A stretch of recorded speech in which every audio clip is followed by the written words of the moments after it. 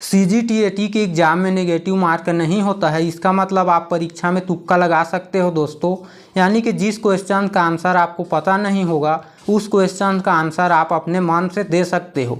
जी हाँ दोस्तों, आज मैं आपको इस वीडियो में CGTAT के एग्ज़ाम में किस तरह से तुक्का लगाना चाहिए इसके बारे में प्रूफ के साथ 100% बताने वाला हूँ। दोस्तों, सिर्फ मेहनत के दम पर ही सफलता हासिल नहीं किया जा सकता। सफलता हासिल करने के लिए हमें स्मार्ट वर्किंग करना होगा तथा औरों से अलग सोचना होगा। आप परीक्षा में तुक्का लगाकर अपने अंकों में वृद्धि कर सकते हैं, लेकिन इसका मतलब ये नहीं है कि दोस्तों आप बिल्कुल भी ना पढ़ें और परीक्षा में सिर्फ तुक्का लगाकर ही पास हो जाएं। ये संभव नहीं है। आपको अपने तरफ से पूरा तैयारी करके जाना है परीक्षा में। जितना आप जानते हो उतना क्वेश्चन आप पहले सॉल्व करिए और जो बाकी बचा उस क्वेश्चन पर तुक्का लगा कर आइए। दोस्तों, वीडियो शुरू करने से पहले आप इस वीडियो को लाइक कर दें और इस चैनल हितेश्वर क्लासेस को सब्सक्राइब करके बेल आइकन को दबा लीजिए। दोस्तों, चैनल को सब्सक्राइब करने के लिए आपका बहुत बहुत धन्यवाद। तो आइए दोस्तों, वीडियो को शुरू करते हैं। दोस्तों, तुक्का लगाने के ट्रिक्स समझने के लिए हम CGTAT एग्ज़ाम 2017 के क्वेश्चन पेपर को उदाहरण के तौर पर लेंगे। दोस्तों, इसका एग्ज़ाम हुआ था 17 दिसंबर 2017 को। ये सेट डी का क्वेश्चन पेपर है और क्वेश्चन पेपर का ये लास्ट पेज है। देखिए, फ्रंट पेज की ओर चलते हैं दोस्तों। CG व्यापम द्वारा फाइनल मॉडल आंसर जारी किया गया था और उसी के आधार पर मैंने सभी क्वेश्चन के आंसर टिक किए थे। तो मैंने ये पाया दोस्तों कि जो ऑप्शन ए के 35 प्रश्न सही हुए थे उसके आधार पर सबको जोड़ करके लिखा हूँ तो, और ऑप्शन बी के 42 प्रश्न सही हुए थे, ऑप्शन सी के 36 प्रश्न और ऑप्शन डी के 36 प्रश्न सही हुए थे। यानी कि इन सब को हम जोड़ेंगे तो 149 प्रश्न होगा, क्योंकि एक क्वेश्चन जो है विलोपित हुआ था दोस्तों। तो इसके आधार पर ये निष्कर्ष निकलता है। मैं आपसे ये कहना चाहता हूँ कि टोटल 150 क्वेश्चंस है और ऑप्शन कितने हैं 4। तो हम 4 से भाग देंगे 150 को तो 37.5 आएगा, यानी कि 37 आएगा। कहने का मतलब ये है कि दोस्तों जो ऑप्शन ए है, ऑप्शन बी, ऑप्शन सी, तो सभी जो ऑप्शन हैं उनके जो है सही होने वाले प्रश्नों की संख्या आपस में बराबर होगी। यहाँ पर भी बराबर है, देखिए 35, 36 और 36 और एक 42 है।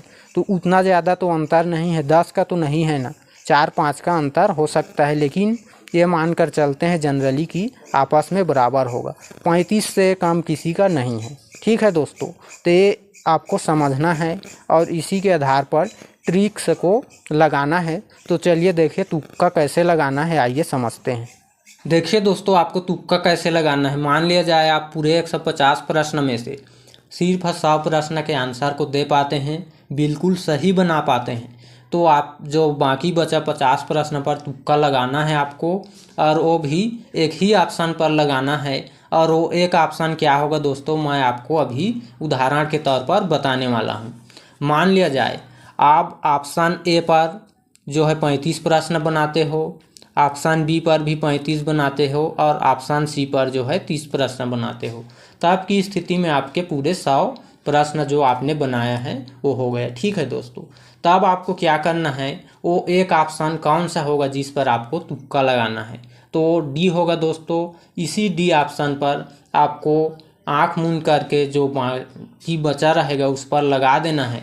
दोस्तों, आपको जब भी तुक्का लगाना होगा आप पहले जितना आप क्वेश्चन जानते हो उसको पहले बनाओ। ठीक है दोस्तों, और उसके बाद रफ कार्य एक जगह रहता है क्वेश्चन पेपर में, वहाँ पर ए बी सी डी करके लिखिए और आप ए ऑप्शन के जितने प्रश्न किए हैं, बी सी डी जितने भी ऑप्शन के जितने प्रश्न को हल किए हैं उसको गिनिए पहले।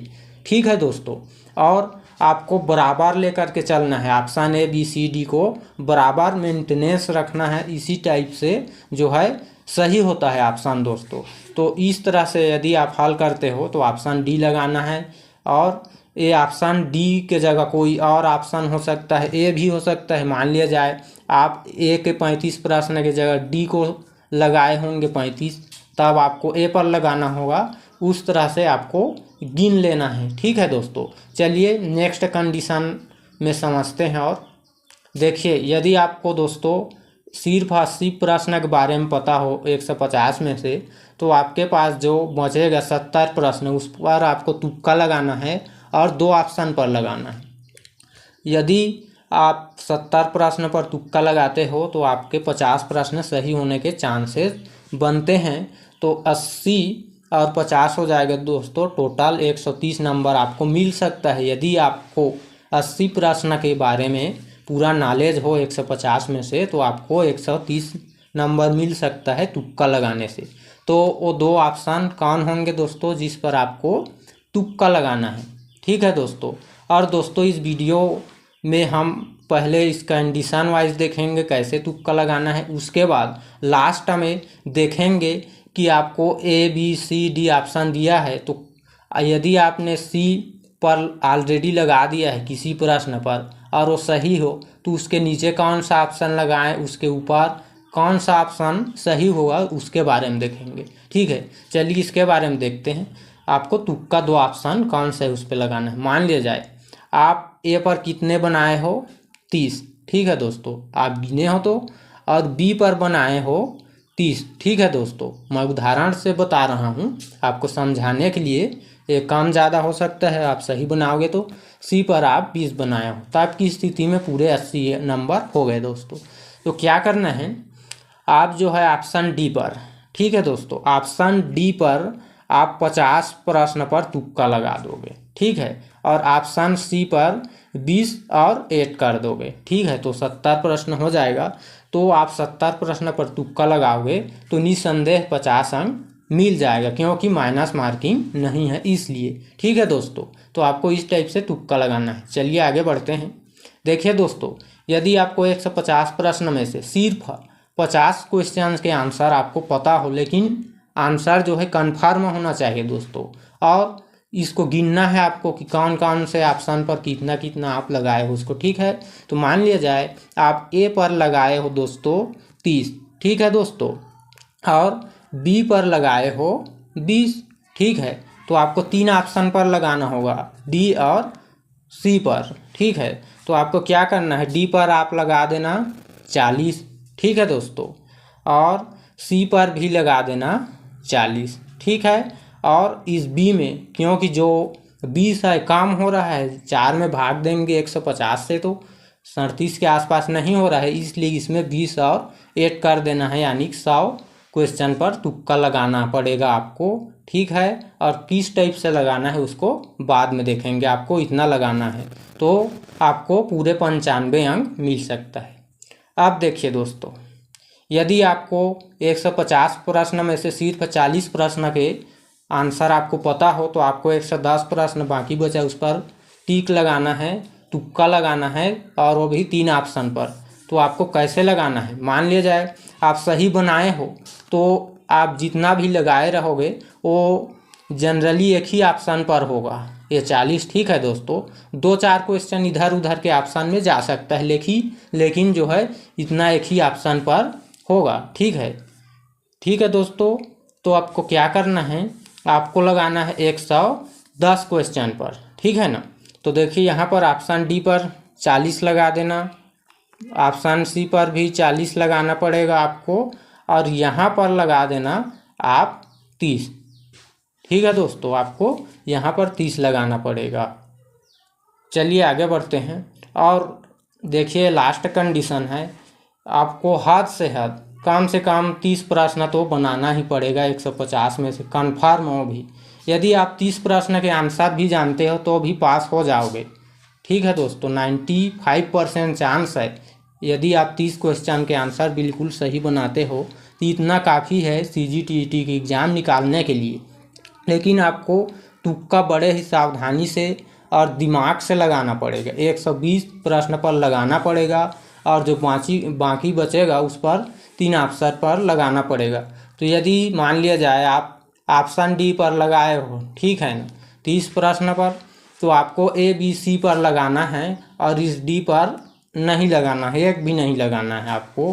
तब यदि आप 120 क्वेश्चन को सॉल्व करोगे तो 45 अंक आपको मिलेगा सही होकर के, क्योंकि इसमें गलत होने का चांस ज़्यादा रहेगा, क्योंकि आप 3 ऑप्शन पर लगा रहे हो, ठीक है दोस्तों।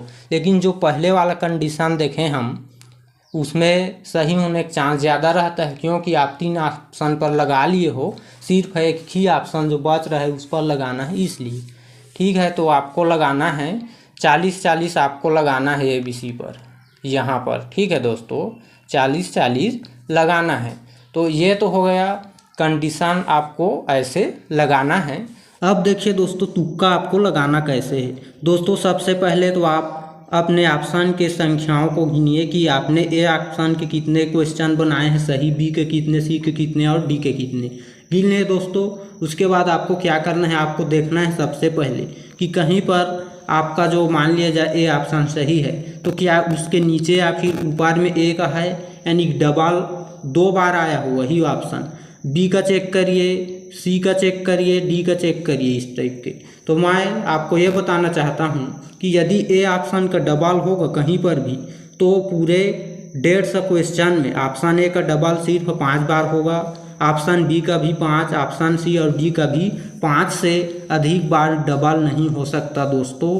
तो आप देखोगे पूरे क्वेश्चन को, तो यदि 5 बार या 4 बार भी हो गया हो ऑप्शन ए का डबल, तो आप कहीं पर भी डबल ए का तुक्का मत लगाइएगा दोस्तों।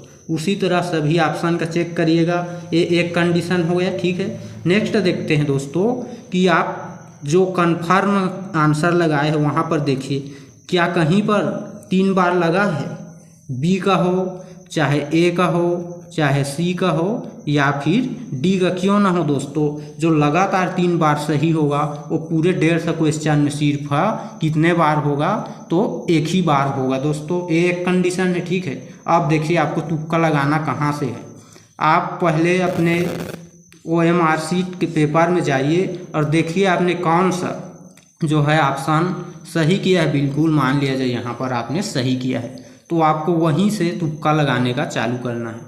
तो देखिए ऑप्शन बी का, ठीक है ना दोस्तों।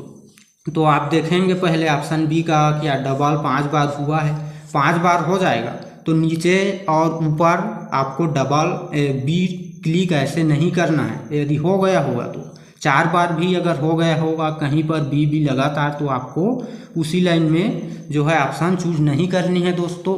लेकिन यदि एक बार भी नहीं हुआ हो तो आप नीचे और ऊपर करिएगा, ठीक है, जो कन्फर्म रहेगा वहीं। और कितने के अंतराल में दोस्तों, तो आप 10-10 प्रश्न के अंतराल में करिएगा। मान लीजिए यहाँ से 5 तक में यहाँ पर आप ऐसे किए हैं तो आपको 3 बार बी में जो 10 यहाँ से आइएगा उसके बाद ही लगाना है। तो जनरली आपको डबल टिक करना है, ठीक है दोस्तों। और ये अगर 5 बार होगा तो नहीं करना है। या फिर ए है तो आप नीचे ए यहाँ पर कन्फर्म है तो नीचे और ऊपर मत लगाइएगा। आप क्या करिएगा, ये यहाँ पर कन्फर्म है तो यहाँ लगा दीजिएगा, ऊपर यहाँ ऐसे कर सकते हैं।